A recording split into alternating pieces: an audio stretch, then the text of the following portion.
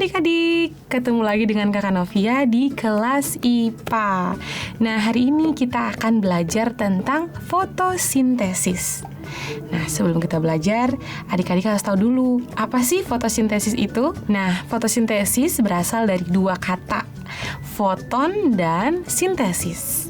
Foton itu artinya cahaya, sedangkan sintesis artinya membuat pembentukan atau penyusunan.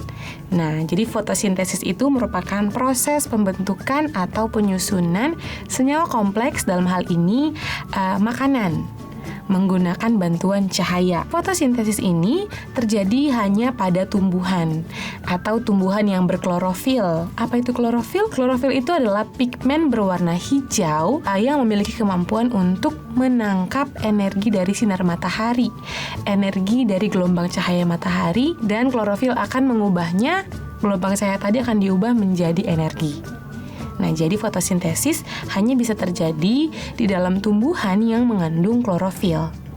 Karena klorofil itu atau pigmen hijau itulah yang dapat menangkap gelombang cahaya matahari untuk diubah menjadi energi. Kalau dituliskan secara reaksi, fotosintesis ini seperti yang terlihat di gambar, reaksi kimianya adalah molekul CO2 atau karbon dioksida bereaksi dengan air atau H2O akan menghasilkan molekul C6H12O6 atau biasa disebut dengan glukosa atau gula serta oksigen.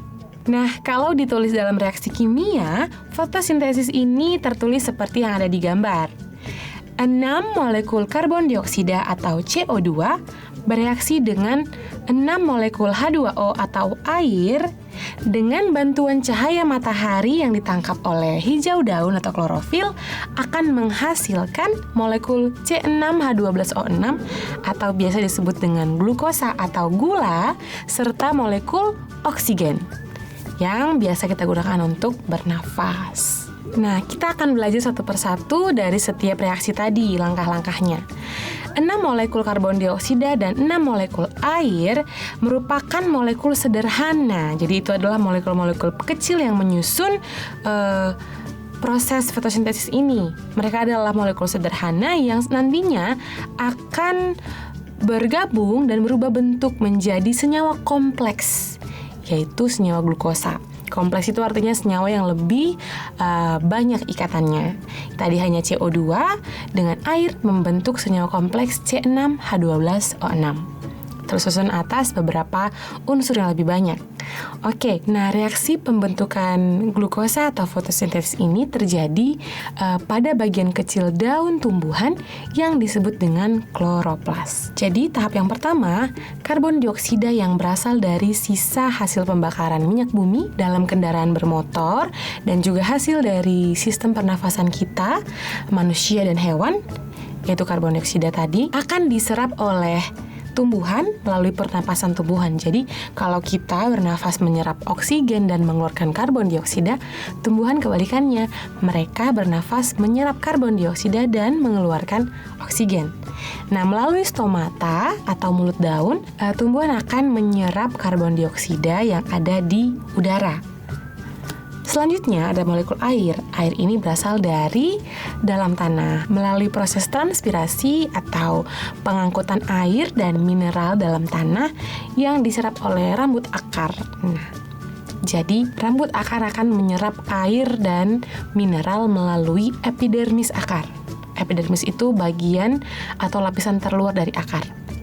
Selanjutnya, air dan mineral ini akan dikirim melalui pembuluh silem. Silem itu ibaratkan kabel atau jalan lintas satu arah yang akan menjadi lokasi transportasinya air dan mineral tadi menuju bagian paling tinggi dari sidahan daun tumbuhan. Jadi dari akar dikirim sampai ke ujung daun tanaman melalui silem, pembuluh silem. Nah, setelah molekul air dan si karbon dioksida sampai ke daun, maka kedua molekul tadi akan dikirim ke kloroplas. Disitulah terjadi proses fotosintesis yang selanjutnya.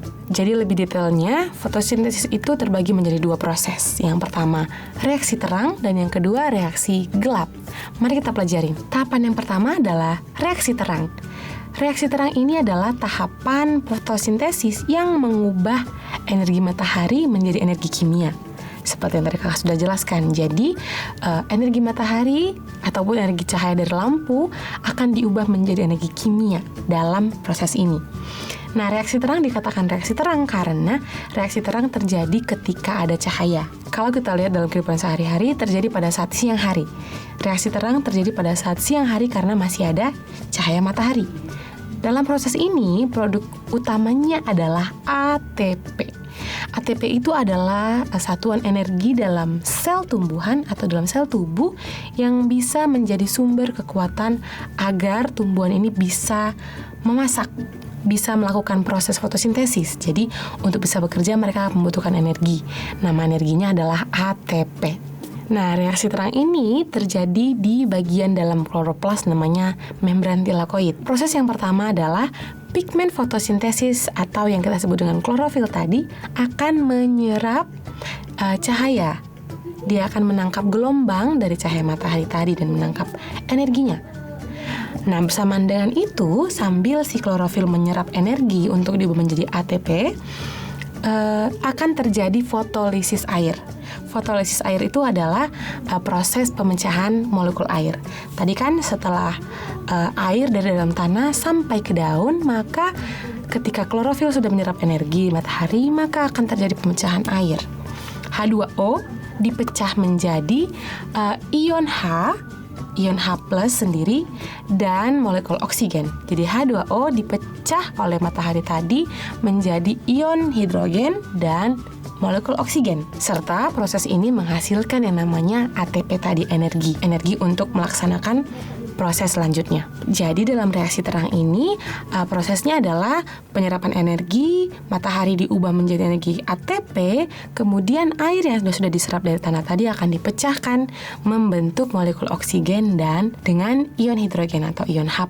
Selanjutnya, setelah semuanya tersedia terbentuk ATP, maka akan masuk lanjut ke reaksi gelap. Reaksi gelap ini sering disebut dengan siklus Calvin-Benson. Nah, reaksi ini dikatakan gelap karena reaksi ini akan terjadi ketika matahari atau cahaya sudah tidak ada, atau bisa kita katakan ketika malam hari. Nah, pada reaksi inilah si molekul gula atau glukosa tadi akan terbentuk. Reaksi gelap ini dimulai dari proses penggabungan molekul C, molekul karbon, dari karbon dioksida yang sudah diserap oleh tumbuhan dari proses pernafasan.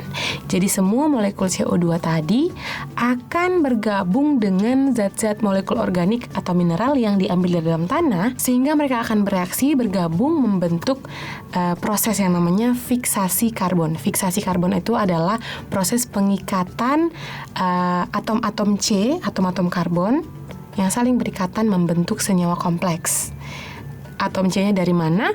Dari karbon dioksida yang diserap ataupun dari mineral yang diserap oleh akar menuju ke daun tadi. Nah, bagaimana si daun atau si tumbuhan ini bisa bergerak mengerjakan pengikatan atom karbon tadi? Nah, mereka menggunakan energi ATP yang tadi dihasilkan oleh reaksi terang. Nah, proses pembentukan glukosa tadi kan itu ada C6H12O6, itu kan senyawa yang rantainya panjang. Supaya bisa menjadi seperti itu, ada tahap-tahapannya. Yang pertama, CO2 berikatan dengan CO2 lainnya dan berikatan dengan molekul organik dari dalam tanah tadi, pertama-tama akan menghasilkan 2 molekul senyawa 3-PGA atau disebut dengan fosfogliserat. Kemudian setelah terbentuk 6 senyawa 3-PGA tadi atau fosfogliserat, ketika sudah ada 6 molekul yang terbentuk, maka selanjutnya molekul ini akan bergabung membentuk senyawa G3P atau biasa kita sebut dengan gliseraldehid 3-fosfat dengan bantuan ATP tadi ya, energi tadi. Kemudian setelah terbentuk 6 senyawa gliseraldehid 3-fosfat tadi, maka mereka akan bergabung lagi membentuk 5 molekul fosfogliserat, sehingga terbentuklah 1 molekul glukosa. Jadi 1 molekul glukosa itu berasal dari senyawa fosfogliserat. 5 fosfogliserat akan membentuk 1 molekul glukosa atau gula.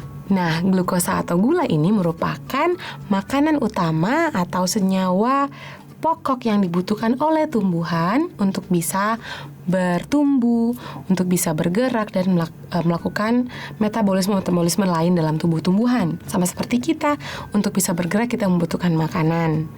Kita juga manusia membutuhkan senyawa yang namanya glukosa. Segala makanan yang kita makan dalam tubuh kita harus diubah dulu menjadi glukosa agar bisa diserap oleh darah. Tumbuhan membutuhkan nutrisi untuk bisa bertumbuh. Nah, nutrisi apa?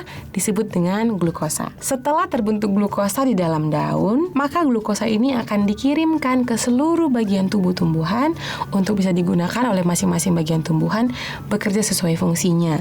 Nah, kalau tadi bahan makanannya diambil oleh xilem di dalam tanah, maka yang mengirimkan hasil makanan tadi adalah pembuluh floem, karena mereka adalah pembuluh yang memiliki satu jalur.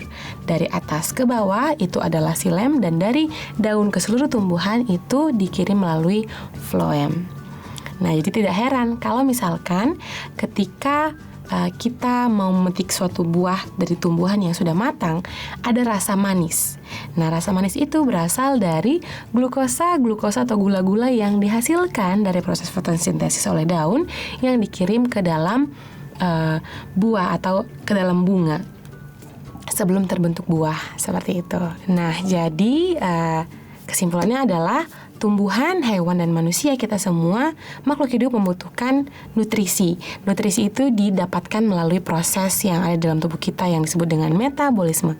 Di tumbuhan disebut dengan fotosintesis. Jadi fotosintesis itu kesimpulannya proses pembentukan gula atau glukosa di dalam tumbuhan menggunakan energi matahari yang berasal dari karbon dioksida di udara serta air di dalam tanah, sehingga menghasilkan senyawa glukosa dan gas oksigen yang akan dikeluarkan untuk dipakai oleh manusia dan hewan untuk bernafas. Jadi kita, manusia dan tumbuhan itu saling membutuhkan dan saling terikat dengan proses kehidupan kita. Untuk itu kita perlu menjaga kehidupan tumbuhan di sekitar kita agar pemasok atau penghasil oksigen tetap ada untuk kita tetap bisa bernafas dengan sehat. Sekian pembelajaran kita hari ini. Semoga adik-adik bisa mengerti dan bisa bermanfaat untuk kehidupannya sehari-hari. Sampai jumpa.